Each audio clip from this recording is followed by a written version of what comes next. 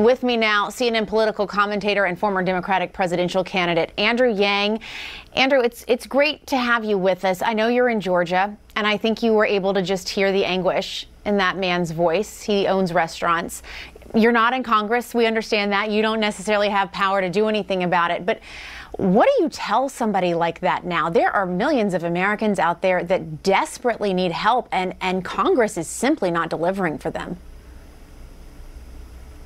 Oh, we need better leadership out of Congress, Jessica. That restaurateur is not alone. Almost half of independent restaurants may close in the next number of days. And I talked to members of Congress who represent small towns in western Massachusetts and Iowa, and a lot of these towns only have one restaurant, and that one restaurant has shut its doors forever. So imagine being in a town and your one restaurant closes. That's happening in towns across the country. Congress needs to come to the table and do what 3/4 of Americans know is necessary, which is pass a cash relief bill. And I pray they get it done before year end, because 12 million Americans are about to have their benefits expire. And, you know, Andrew, you ran for president. You've been in the political swirl. What do you think is the holdup?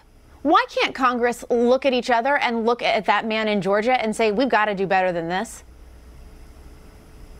The restaurateur said it in one word: politics. The Democrats and Republicans each have been blaming each other, and there's been a gap in views on what the next step should be. But everyone around the country knows that you're seeing coronavirus infection rates go up at a time when, again, benefits are about to expire. So we need to put politics aside, and that's a very difficult thing in Washington. It's incredibly unfortunate. It's one reason why I'm here in Georgia campaigning, because I thought the best thing I could do would be to help give Joe a unified government. Perhaps then we'd see a cash relief bill. But even then, it wouldn't come until the new year, which is going to be far too late for many restaurants and businesses around the country.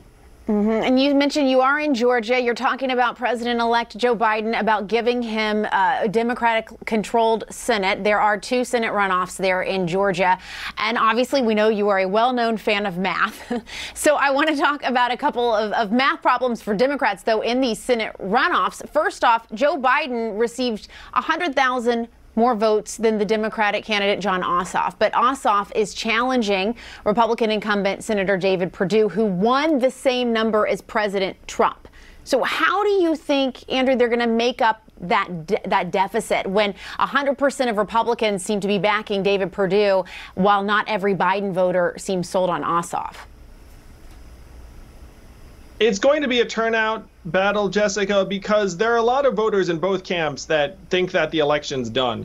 They don't know that there's a special election January 5th. They don't know that there are 2 Senate seats, and the balance of the Senate is going to depend upon who comes out and votes on January 5th. You can still register to vote in Georgia. So if you are watching this and you're in Georgia, you can register up to December 7th. You can vote early starting December 14th. That's why I'm here. That's why there are so many organizers on the ground, is that whichever side gets their voters out will win. And I think it would be unrealistic to expect turnout to be as high on either side as it was in November, because a presidential election gets attention like nothing else. True, absolutely. And runoffs obviously are the opposite. To your point, some people may not even know they're happening. If we're looking at that other Senate race there in Georgia, the top 2 Republicans, Doug Collins and Kelly Loeffler, won more votes combined than Raphael Warnock and the next 2 top Democrats combined. So how does Warnock win then if Collins voters decide to back Loeffler? It seems, again, there's just a deficit there. Again, do you think that's a turnout issue? Well, Kelly Loeffler doesn't have many of the benefits of incumbency, Jessica, because she was never actually elected. She was appointed. There are many people here in Georgia who don't know much about her. The dynamics of this race, though, are really going to depend upon turnout, because the fact is most people are going to show up to the ballot box and support either both Jon Ossoff and Reverend Warnock, or David Perdue and Kelly Loeffler. They're unlikely to split their ticket. So it's vital that Democrats get every single voter out here in Georgia. And I believe there are going to be many Trump voters who may not participate. There's even some conspiracy theories out there. It's interesting. If you say to the folks in Georgia that the election is rigged, but then you also say, and come out and vote January 5th, it's kind of an incongruous message. Yeah, we heard that from the Ronna McDaniel was in Georgia today, and someone asked her about that. Is it already done? And she really said, no, you have to vote. You have to vote. And our Ryan Nobles reported that she did get through to people there, but that she had to explain it's not fixed. So you do kind of have that push and pull of what we're hearing from President Trump. And then that people think, well, if it's rigged, I don't need to vote, which is interesting on the Republican side. This runoff election is set for January 5th. We do know President Trump is headed to Georgia next Saturday. We have been told by incoming Chief of Staff Ron Klain we expect President-elect Biden to go down there as well. Does this become just like a redo of Georgia in the presidential election where you have these dueling messages from Trump and Biden?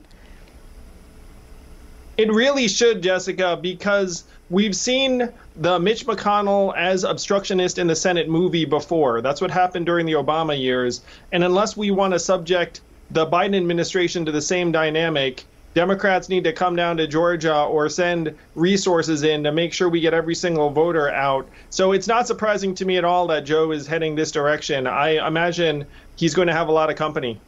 All right, Andrew Yang for us tonight. Thanks so much for being with us. Happy holidays, Jessica. You too. Put the money in our hands. Put the money in our hands. Put the money in our hands. Put the money in our hands. Can we afford it? Yes. Will it cause inflation? No. Is it awesome? Yes. Is anyone trying to make it happen? Yeah, that guy.